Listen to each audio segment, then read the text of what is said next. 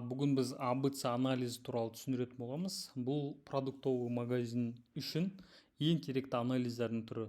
АБЦ анализ дегеніміз не? Бұл яғни сіздің ең тауарыңыз қайсысы прибыль көп алып келіп жатқаны, қай тауарыңыз көп сатылып жатқаны, қай тауарыңыз орташа сатылып жатыр және өте төмен түрде сатылып жатқанын көрсетеді. АБЦ анализ бұл прибыльдің көтерудің ең бірден бір жолы. Өйткені бұл тауарларды дұрыс танып, оларды дұрыс жерге қою арқылы олардың яғни табысыңызды арттыруға көмектесетін бүкіл цифраларды бір жерде білуіңіз өте маңызды. Бұл АБЦ анализ, бұл дэшборд бөлімінде, яғни осындай экранға сізге графикалық түрмен келтіреді. Бұл жерде не?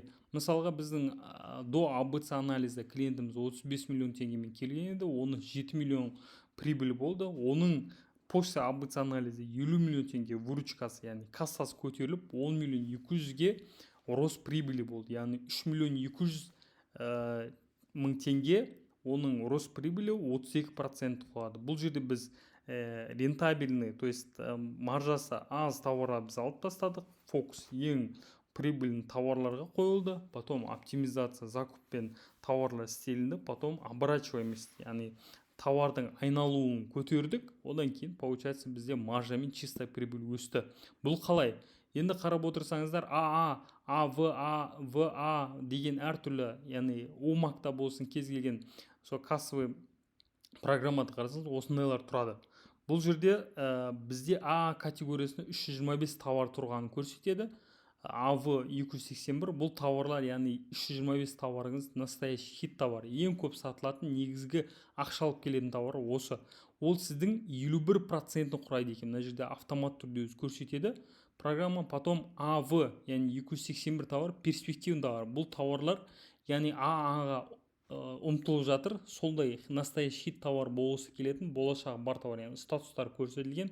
Және төменге қарап осында, яғни 3889 товарды әртүрлі категорияға бөлу арқылы басқаратын боласыз. Яғни разделяй и властвуй деген бар ғой орысша. Яғни бөлді, оларды басқар деген. Дәл осы жерде біз АБЦ анализді қолданамыз. АБЦ анализдің бізде шаблоны осындай. Қарап отырсаңыздар, мысалға мына жерде бізде получается осындай данылар толтырылады. Мысалға қарап отырсаңыздар, название товаров. Сіздің омақта болсын, мысалға программаңызда название товарды аласыз, бір айлық болса, мысалы анализ үшін бір айлық. И олар толтырылады өзі. Автомат түрде өшірге толтырасыз. Потом олардың сумма по закупочной цене толтырылады. Және де оның продажная ценасы толтырады. Соңында количествоны толтырасыз. И автомат түрде система өзі көреді сізге, яғни бұл қандай товар, настоящий хит товар ма? Оның продажасын целі қандай? Бұл негізгі ақша көзі. Бұл жерде акция беруге бола ма, болмай ма? Яғни төмендетіп сатып жібереді ғой, скидка беріп. О бола ма? Бұл товар, яғни аз болса оның рискі қандай? Товар бітсе ақша тоқтайды дейді. Яғни не істеу керек бұл жерде?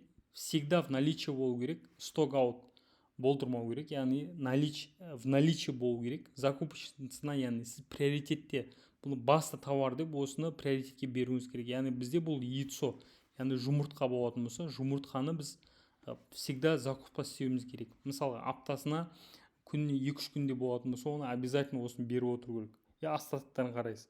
Ең көрінетін жер, яғни жерге қою керек, максимум прибыль шығару керек, сатушы қалай сату керек, сенімді ұстау, ең көп сататын товар деп айтса да болады бұны. Мысалы рекламада негізгі герой ретінде көрсетесіз деген сияқты, не болмаса витринада көрсетесіз. Бұл 15-45 күн ішінде сатылып кететін товар. И және де басқа да тауарлардың түріне қарайсыз. Мысалға өзінандай керемет түрде сары скумбрия весовой дейді, АВ деген категорияға түскен, осындай өзінің цветтермен берілген. И мысалға ең төмен товар болатын болса, бұл товарды бізде ассортименттен шығару, ЦЦ деген товар, оны білсеңіздер. Мысалға мына товарларда мертвый груз деп тұр, сатылмайтын товар, тез шығару керек, бизнеске зиян келтіреді, потому что бұл ақшасы жоқ, максимально скидка істеуге болады, ликвидация істеп, ақша өлі тұрады, жедел продажа, яғни распродажа істеуіміз керек, қайта алмау керек, сөруден шығару керек бұны, және де выживание очистка істеу, бұны сататын кезде қатты скидкамен шығару, подарок комплектте қосу.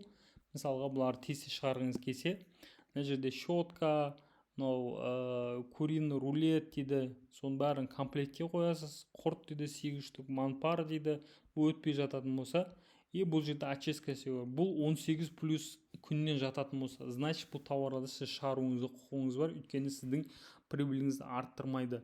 Жалпы шаблон қызықты болса бізге жазып сатып ала аласыздар.